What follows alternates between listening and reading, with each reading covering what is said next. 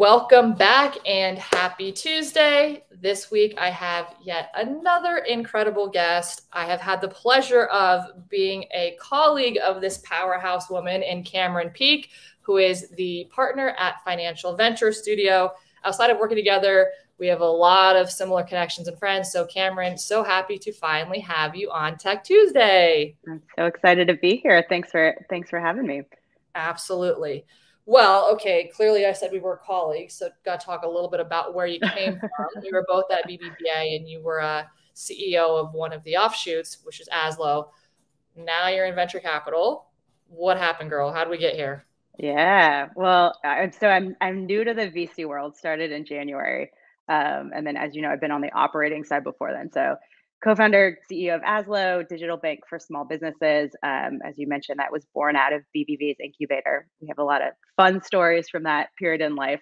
And then before that, I'd done fintech and emerging markets, so in places like Zimbabwe and Indonesia and the Philippines. But long track record in launching, building, scaling fintech companies. As you know, I left Aslo a little over a year ago, and spent some time relocating to Austin, traveling around, recovering, but also advising fintech founders. And just realized I got a lot of energy out of doing that. And so as I thought about my next move, I decided to really double down there and go to the VC side. I've known Ryan, who started FES for about 10 years, knew it was a good group of people. And as I looked around, I thought they were doing the best job of providing early stage capital and deep operational expertise. So, fintech is a really tough industry to launch in, and having all the help you can get, especially in the early stages, is really important. So I love that thesis and joined with that as the driver. Love it. And clearly Aslo was one of the first in terms of like the digital SMB world. And here you are now. Interesting timing. We saw in 2021 fintech funding be at its peak, and everyone and their mom wanted to go invest in fintech. I can't tell you the number of conversations I had. I don't know if you remember this, Cameron, but like pre-finance, I was a tech entrepreneur, and a lot of those VCs and angels I talked to all started reaching out to me about fintech. So it was just kind of really funny. But anyways, you joined, Financial Venture Studio in January. The market's changed a bit since then. A little bit. Yeah. How have you seen the shift in the last few months? What is your thoughts on where the market is going? Yeah. Well, it's been pretty cool to have a front row seat to the roller coaster. Well, so we are pre-seed and seed stage, and so like what we're seeing is obviously very different from later stage stuff. But a couple of things shifted. I mean, the first was we saw a pretty dramatic change in terms of like what deal flow looked like for a while. So it slowed, but the entrepreneurs that were coming through were either revenue generating or had been bootstrapped. And I'd say like 50% of what we were seeing before was just kind of idea stage. And so that was a pretty dramatic shift. It started to pick up a little bit and change. And so that's kind of an interesting trend as well. Like more people at that idea stage have reemerged, but it's still not really like it was before. And then, the other trends that we've seen shift, valuations, even at the seed stage, have come down like 50, even 75%, which has been, for the most part, I think kind of founders have recorrected those expectations, but, you're still seeing some variance in terms of what those valuations look like. And the other thing we're just seeing is, within the rest of the venture ecosystem, obviously a slowdown in terms of deal funding. A lot of our founders and those that we talk to, you'd be going around and whereas it took maybe 20 meetings to kind of close a deal before, it might take like 50 or 60 now. So people are having a lot more conversations without deploying as much capital.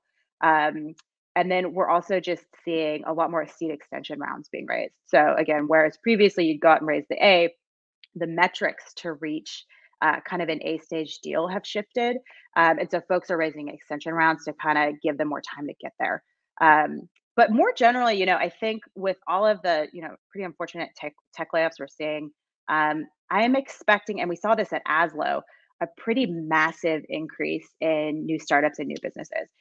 We did a ton of research. We saw kind of an exponential spike. And what we saw was that people had always wanted to start their own business, but kind of being forced out was that impetus that they always needed to start. And I'm kind of expecting to see a similar thing pop up for tech and the startup world here in the fall. Yeah, it's a really interesting hypothesis, and as you say, that's happened. That's happened in the past, and Yeah.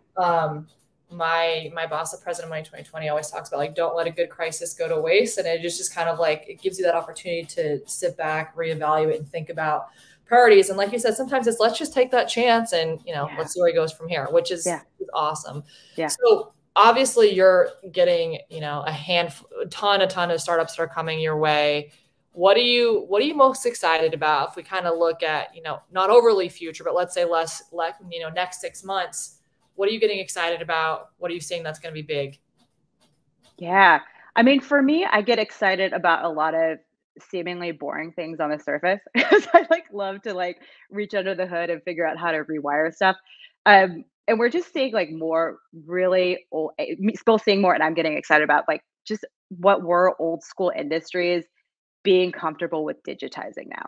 And so like we have one portfolio company that's trying to digitize paper check payments between school districts and their vendors, another one that's digitizing equipment finance. I mean, all of these deep industries that have just been pen and paper or checks for so long are starting to accept kind of fintech and digital payments and kind of digital innovations, and founders are tackling it too.